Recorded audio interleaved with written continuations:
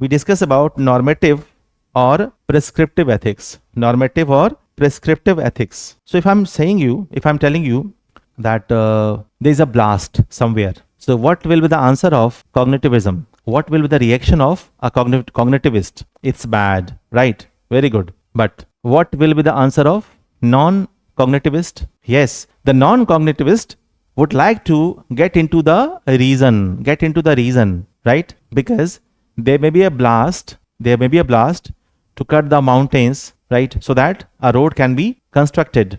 So behind the reason, if we happen to notice that there's a blast in the camps of terrorists, then the non-cognitivist first of all try to look into the reason, look into the situations, and according to the situation, it gives its responses.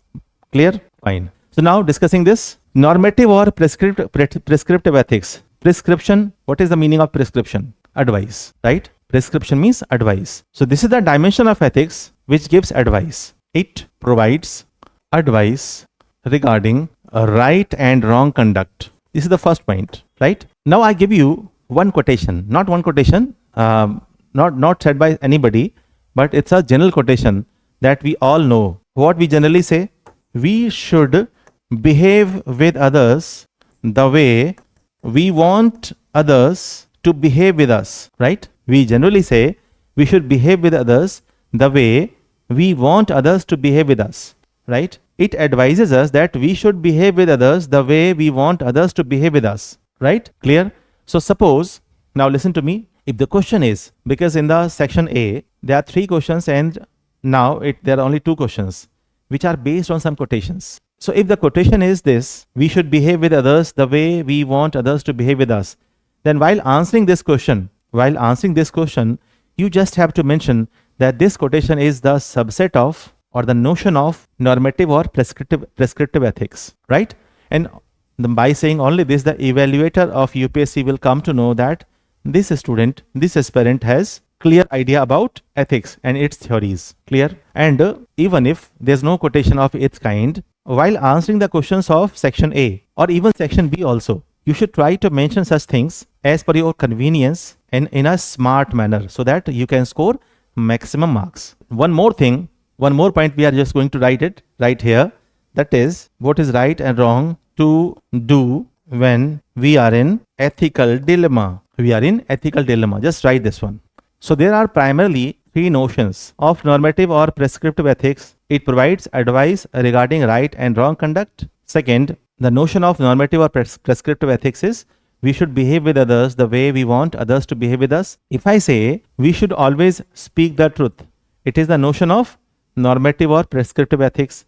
If I say we should never lie, it is the notion of normative or prescriptive ethics. Now see, normative or prescriptive ethics. Dimensions. The first dimension is deontology. Who has given it? Immanuel Kant. He has given a theory called categorical imperative. Deontology, right? The next one is teleology or consequentialism. It has 2 dimensions, hedonism and utilitarianism. This is the second chart that I'm making right now on normative and prescriptive ethics. In the first chart, I have discussed with you the notion and the idea of normative and prescriptive ethics in brief. The second chart, we are discussing the different examples or different dimensions of normative and prescriptive ethics. Normative or prescriptive ethics. The first one is deontology. Deontology was actually framed by Immanuel Kant, who has given a theory called categorical imperative. What is the use of writing this? Sometimes, even if questions are not asking about categorical imperatives, when you answer some certain questions, when you are answering a particular question, then you can use such kind of terms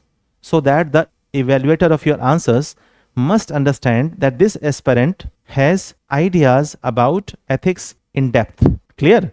And that's why I'm just giving you. So who is the author who has given this concept? Deontology, Immanuel Kant. Second is teleology or consequentialism. What is the meaning of consequence? It means it is result oriented. So teleology does not talk about teleology or consequentialism. They talk about results. They do not talk about actions. What does it mean? They overlook the actions? No, though they are not overlooking. But they, according to teleology and consequentialism, whatever you are doing will reflect in your results. when the question says that teleology overlooks actions, what do you think about this? Never say like this that it is right that consequentialism or teleology overlooks the concept of right action. No, never say this. Instead of that, always say it focuses on right results. And according to teleology, like what people say, if you work hard, you will certainly succeed. This is the notion of teleology. So success matters, result matters. If we talk about deontology says that if you are working in an ethical manner, in a right manner, then don't care for the results. So just tell me, if people are working hard in an organization, they are all honest. There is no allegation upon them that they are dishonest or they are lazy bones. They are basically sluggish or lethargic. There is no such kind of allegations upon them. But when it comes to talking about the performance of the organization, it's not good. Then can we tolerate it? We should never, and we cannot. We don't have a choice to tolerate underperformances because all the public departments are working for the benefits of or charity of people. So if we don't have performance, what is the use of an organization? And what is the use of your working hard? So both things, deontology and teleology, both have some merits and demerits. Clear? Deontology talks about right and ethical actions. So deontology was the concept given by Immanuel Kant, and Immanuel Kant has given a concept that is called categorical imperative. Now, second, teleology or consequentialism, it has been given by Aristotle. It is the concept of Aristotle and Plato, right? Now, this concept has been given by Epicurus. The name of the philosopher is Epicurus, right? And this concept has been given by Jeremy Bentham and John Stuart Mill. I'm taking you forward step by step so that you should not become confused, right? Now, the third one is virtue ethics, Aristotle. So is that clear so far?